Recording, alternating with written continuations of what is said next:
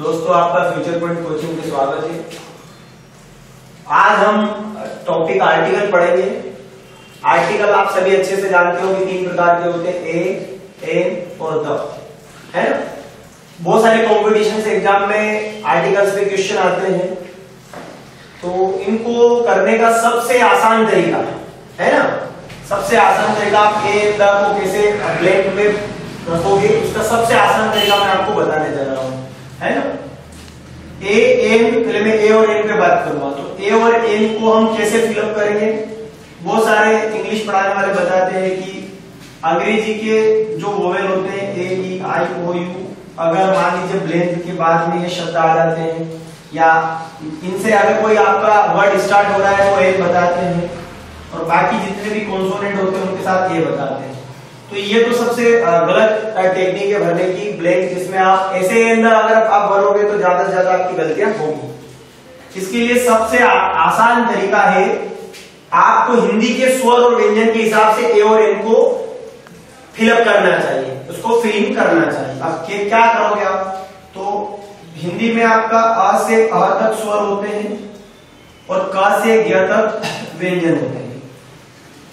अगर ब्लैंक के बाद वाला शब्द प्रोनाउंसिएशन के हिसाब से, उच्चारण के हिसाब से क और ज्ञ के बीच आता है तो हमको भरना है ए। और अगर मान लीजिए वो अ से अ के बीच में अगर बोला जा रहा है तो उसमें भरेंगे आप एन। अपन उदाहरण देख लेते हैं, उससे आपको ज्यादा जल्दी समझ में आ जाएगा।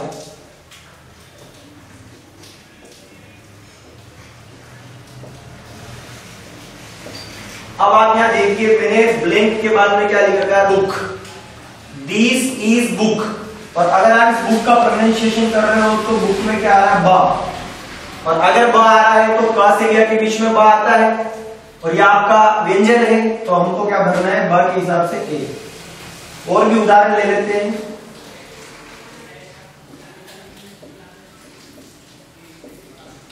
अब आप यहाँ ब्लैंक के बाद देखिए क्या लिखा मैंने, गुड। और गुड में अगर आप देखोगे तो ग आ रहा, गुड और ग आ रहा।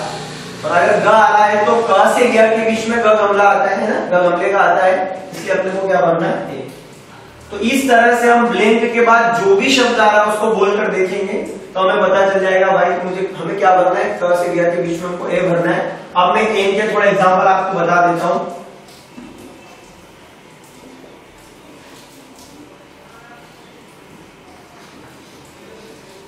अब आप देखिए, मैंने ब्लैंक के बाद में क्या लिख रखा है, ऑरेंज। और ऑरेंज को अगर आप हिंदी में लिख के देखोगे तो ऑरेंज में आ रहा है, और आ से आ के बीच में आ स्टार्ट में आता है, इसलिए हमको क्या भर देना है यहाँ पे एन। और भी बहुत सारे उदाहरण आप ले सकते हो, एमएलए, एमसीसी, एमए, एमबीए। आप इसको बोल के देखोगे तो एम, एम, एम, एम। देखिए एडी का आ रहा है, यहाँ भी एडी का आ रहा है, यहाँ भी एडी का आ रहा है, यहाँ भी एडी का आ रहा है, इसलिए आपको आ से आ के बीच में ए एडी का आता है, इसलिए अपने को क्या भरना है, एन। सब जगह एन भरना है। और भी उदाहरण ले सकते हैं। बात आपको ये समझ में आना चाहिए कि जो रिक्त स्थान के बाद वाला शब्द है ना, वो आपको इसका प्रोनाउंसिएशन आना चाहिए। अब ये मैंने क्या लिख रखा, अगर इसका एक साइलेंट इसका, तो इसका प्रोनाउंसिएशन होगा एयर, और एयर में ए आ रहा है, ए एन का आ रहा है ना, एडी का आ रहा है, इसलिए अपने को क्या फिलअप करना है, एन।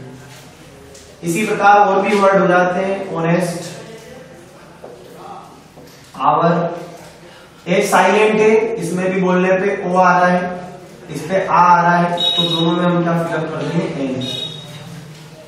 ये तो सबसे सिंपल तरीका है ए और एन को भरने का, सबसे सिंपल। बस आपको ब्लैंक के बाद वाला शब्द का प्रोनाउंसिएशन आना चाहिए। अगर आप प्रोनाउंसिएशन सही कर लेते हो तो ए और एन को भर देते हो। हजारों उदाहरण आप ऐसे ले सकते हो।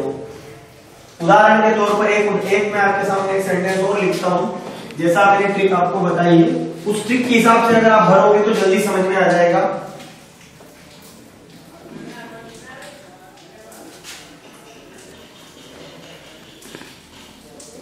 अब आप देखिए ब्लैंक के बाद मैंने क्या लिख रखा है, इसको पढ़ना आप सभी जानते हो, you know very well. How did it, है ना, ये लिख रखा है यूनिवर्सिटी। और अगर मैं इसको इस हिसाब से देखूं तो यूनिवर्सिटी, है ना, यूनिवर्सिटी। ठीक, तो देखिए यहाँ पे यह आ रहा है और यह आ रहा है, इसलिए मुझे क्या भरना पड़ेगा, क और या के बीच में यह आता है, इसलिए मुझे ए।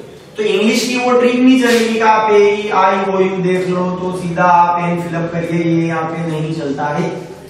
आपको हिंदी के स्वर और हिंदी के व्यंजन के हिसाब से, अगर व्यंजन आ रहे हैं तो आपको क से क्या भरना है, अगर आपके स्वर आ रहे हैं आ से आ भरना है। चलिए अब अपन बात कर लेते हैं, ये तो ए और एन की बात हो गई है, अब अपन बात कर लेते हैं द पे। तो दोस्तों द भी कहां भरते हैं ये भी आपको समझ में आना चाहिए। मैं आपको बहुत सारी चीजें बता रहा हूं, द कहां कहां भर सकते हो।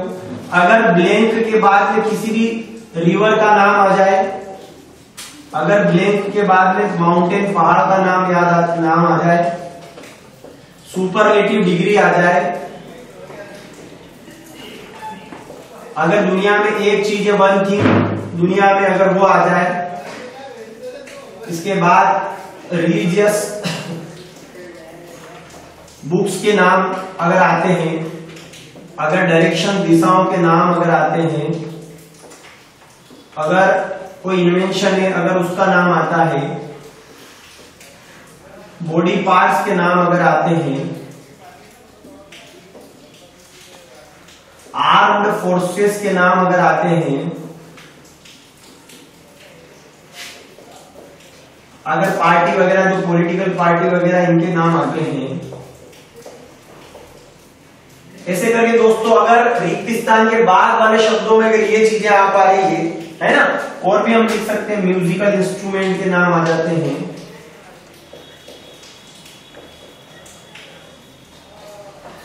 अगर किसी को उपाधि दी जाती है, टाइटल दिया जाता है, टाइटल अगर टाइटल देने में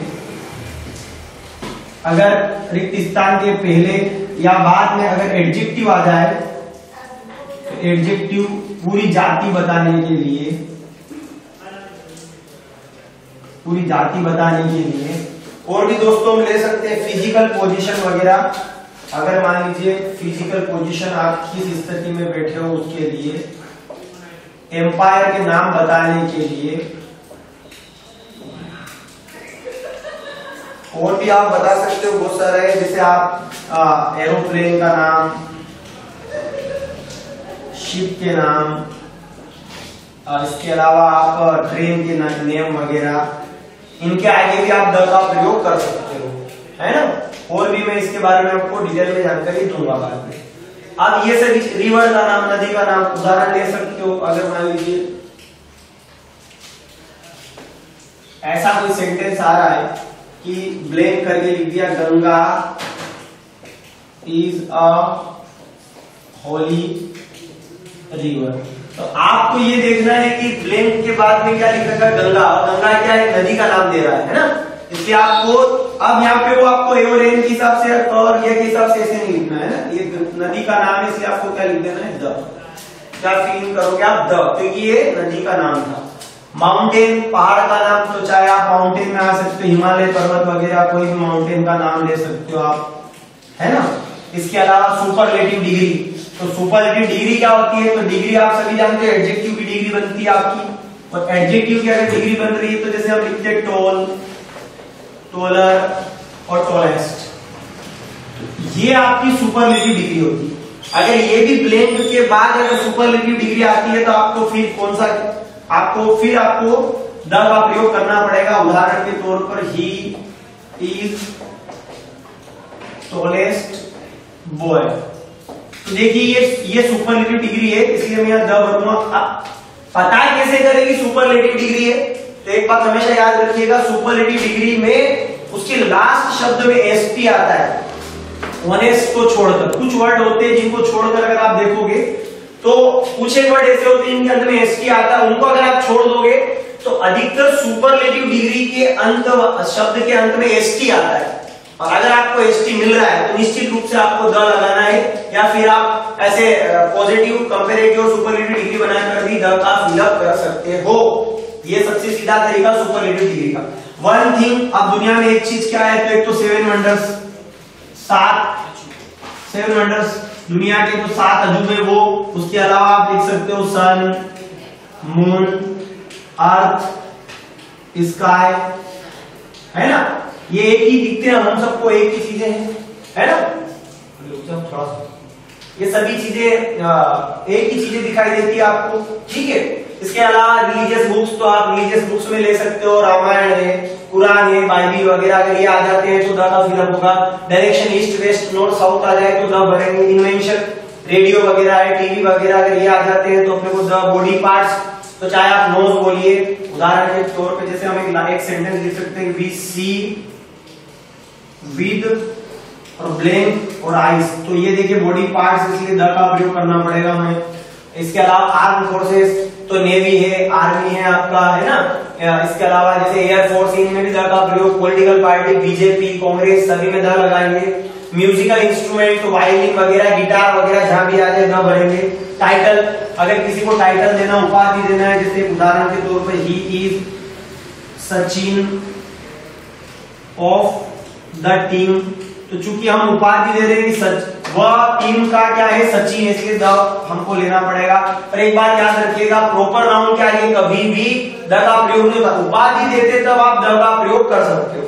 आगे आपका एडजेक्टिव, पूरी जाति बताने के लिए, तो इसके लिए मैं आपको एक उदाहरण दे देता हूँ पूरी जाति बताने के लिए। जैसे मान लीजिए ओल्ड आया और ओल्ड हैव कम, तो ये ओल्ड का मतलब या समस्त, अगर आप इसके आगे द लगाओगे तो इस ओल्ड का मतलब है समस्त बूढ़े लोग, समस्त जितने भी बूढ़े लोग हैं। पर ये याद रखिएगा, एडजेक्टिव की इधर की साइड में आपका नाउन नहीं आना चाहिए, है ना, तो आप द का प्रयोग कर सकते हो।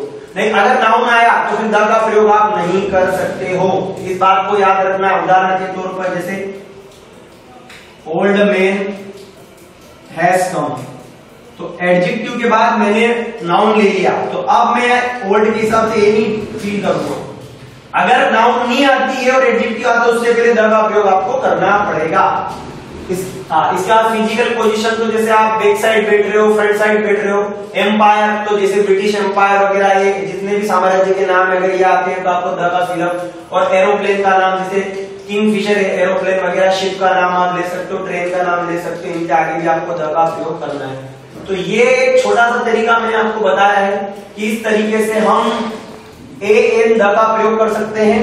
पर आप एक बात याद रखना, और बात ये याद रखिएगा आप लोग, कि जब भी आप ए एन द का प्रयोग, जैसे आप ए एन और द में से जो भी आप फील करो, तो पहले द की कंडीशंस आप मिलाइएगा। अगर द की कंडीशंस मिला ली तो आपको जल्दी समझ में आ जाएगा कि भाई यार ये तो इसमें मुझे या तो द भरना है, द के बाद आप ए और एन की कंडीशंस को मिलाइएगा, ठीक है ना। अगर आप ए एन पे पहले चलेंगे तो फिर दिक्कत हो सकती है, इसलिए आपको द की कंडीशंस पहले मिलाना है। तो मुझे ये लगता है कि आप सभी लोगों को ये चीज काफी अच्छे से समझ में आई होगी। इसके बाद अगले वीडियो में मैं इसका टेस्ट दूंगा, आपको सेंटेंस वगैरह दूंगा, तो आपको और ज्यादा जल्दी से समझ में आ जाएगा कि इसको कैसे फिलअप करते हैं, ठीक है दोस्तों।